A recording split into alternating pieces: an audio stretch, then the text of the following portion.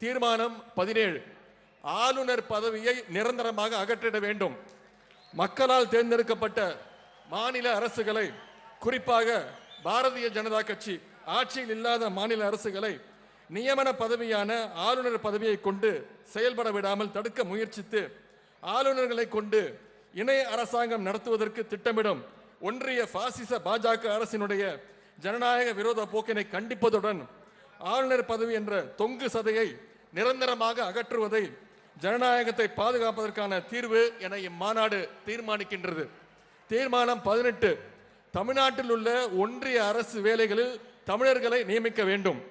10 ஆண்டு கால ஒன்றிய பாஜக அரசு பொதுத்துறை நிறுவனங்களில் தமிழ்நாட்டு இளைஞர்களுடைய வேலை வாய்ப்பை பறித்து பிற மாநிலத்தைச் சேர்ந்தவர்களை திட்டமிட்டு திணிக்கும் முயற்சியை மேற்கொண்டு வருவதன் மூலம் தமிழ்நாட்டு இளைஞர்களை வஞ்சிப்பதுடன் பிற மாநிலத்துடன் பகை உணர்வை வளர்க்கும் அளவுக்கு அந்த போக்கையும் மேற்கொண்டு வருவதை வன்மையாக கண்டிப்பதுடன் தமிழ்நாட்டில் உள்ள ஒன்றிய அரசு சார்ந்த நிறுவனங்களில் தமிழ்நாட்டைச் சேர்ந்த தகுதியான விண்ணப்பதாரர்களுக்கே முன்னுரிமை அளித்து பணியிடங்களில் நியமித்திட வேண்டும் என்றும் ஒன்றிய அரசுடைய பொதுத்துறை நிறுவனங்களிலும் இடஒதுக்கீடு பின்பற்ற வேண்டும் எனவும் இந்த மாநாடு தீர்மானிக்கின்றது. தீர்மானம் 19 மாநிலங்களுடைய அதிகாரங்களை பறிக்கும் ஒன்றிய அரசிற்கு கண்டனம். ஜம்மு காஷ்மீர் தனக்கு வழங்கப்பட்டிருந்த சிறப்பு உரிமைகளை இழந்ததுடன் மாநிலம் என்ற தகுதியையும் இழந்தது. 2 யூனியன் பிரதேசங்களாக பிளக்கப்பட்டிருக்கிறது. யூனியன் பிரதேசங்களில் மக்களால் தேர்ந்தெடுக்கப்பட்ட அரசு அமைந்தால் கூட ஆளுநர்கள் அதனை ஆட்டி படைப்பதை புதுச்சேரி உள்ளிட்ட பல யூனியன் பிரதேசங்களில் நாம் பார்க்கின்றோம். எனவே ஜம்மு காஷ்மீருக்கு மீண்டும் மாநில தகுதி வழங்கப்பட வேண்டும் என்றும் மாநிலங்களை நகராட்சிகளை போல நடத்த நினைக்கும் ஒன்றிய பாஜக அரசினுடைய வல்லாதிக்க போக்கை கண்டித்தும் இந்த மாநில உரிமை முழுக்க மாநாட்டில் தீர்மானம் நிறைவேற்றப்படுகின்றது.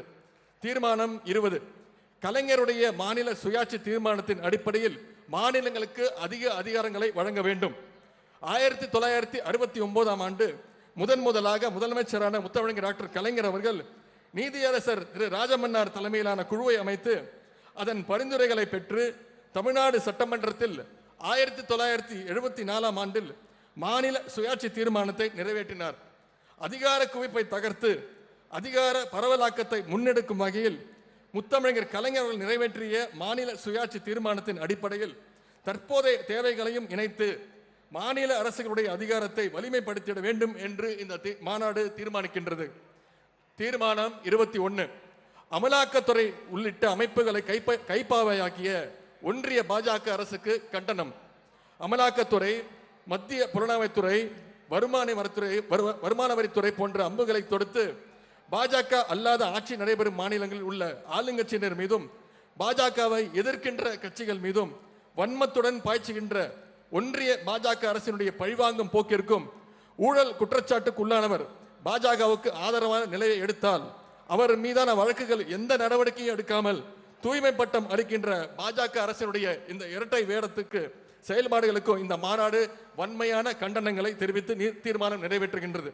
தீர்மானம் 22 நாடாளுமன்ற உறுப்பினர்களை இடைநீக்கம் செய்து ஜனநாயகத்தின் குரல் வலையை நெருக்கும் சர்வாதிகாரத்தை ஒழித்திடுவோம். தீர்மானம் 23 இந்துக்களுடைய உண்மையான எதிரி பாஜக தான் என்பதை அம்பலப்படுத்துவோம். ஆண்டுக்கு 2 கோடி இளைஞர்களுக்கு வேலை வாய்ப்பு, விவசாயிகளுடைய வருமானம் 2 மடங்காகும், கருப்பு பணம் ஒழிக்கப்படும், ஒவ்வொருடைய வங்கி கணக்கில் 15 லட்சம் ரூபாய் வரவு வைக்கப்படும் என தனது வாக்குறுதிகள் அனைத்திலையும் தோல்வியடைந்த பிரதமர் நரேந்திர மோடி தலைமையிலான பாஜக அரசு அவற்றை மறைக்க அயோத்தி ராமர் கோவிலை வைத்து வாக்குகளை பெற்றுவிடலாம் என நினைப்பது ஆன்மீகவாதிகளையும் ஏமாற்றுகின்ற ஒரு செயலாகும். கடவுளையும் ஏமாற்றும் இந்து மக்களின் உண்மையான எதிரியான பாஜகவின் மதவாத அரசியலை அம்பலப்படுத்துகின்ற பரப்புரையை இளைஞரை மேற்கொள்ளும் என இந்த தீர்மானத்தில் நிறைவேற்றப்படுகின்றது. தீர்மானம் 24 பாஜக ஆட்சியை வீழ்த்திடும் முன்கள வீரர்களாக இளைஞரணி செயல்படும். 10 ஆண்டு காலம் மக்களுடைய அடிப்படை பிரச்சனைகளுக்கு தீர்வு காணாமல் இந்தியாவை சீர்கடச் செய்து வருவதுடன் தமிழ்நாட்டை தொடர்ந்து வஞ்சித்து வரும் பாசிச பாஜக ஆட்சியை அடியோடு வீழ்த்திட மாண்புமிகு முதலமைச்சர் கழக தலைவர் அவர்கள் முன்னெடுக்கும் தேர்தல் களங்கள் அனைத்திலும் இளைஞரணி தம்பிமார்கள் முன்கள வீரர்களாக போர் வீரர்களாக செயல்படுவார்கள் என இந்த தீர்மானம் நிறைவேற்றப்படுகின்றது. தீர்மானம் 25 நாடாளுமன்ற தேர்தலில் ஆட்சி மாற்றத்திற்கான சூளுரை.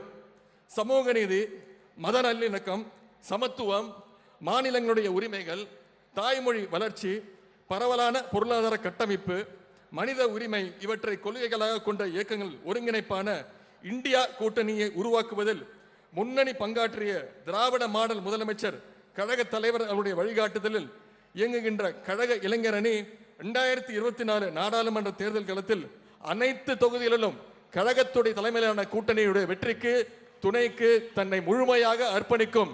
இந்திய ஒன்றியத்தில் ஆட்சி மாற்றத்தை ஏற்படுத்தி காட்டும், அதற்கு இளைஞரணி பொறுப்பேற்கும் என்ற அந்த தீர்மானத்தையும் நிறைவேற்றுகின்றோம். இந்த 25 தீர்மானங்களையும் கழக இளைஞரணி தம்பிமார்கள் அனைவரும் கைதட்டி வரவேற்று நிறைவேற்றி தருமாறு கேட்டுக்கொள்கின்றேன்.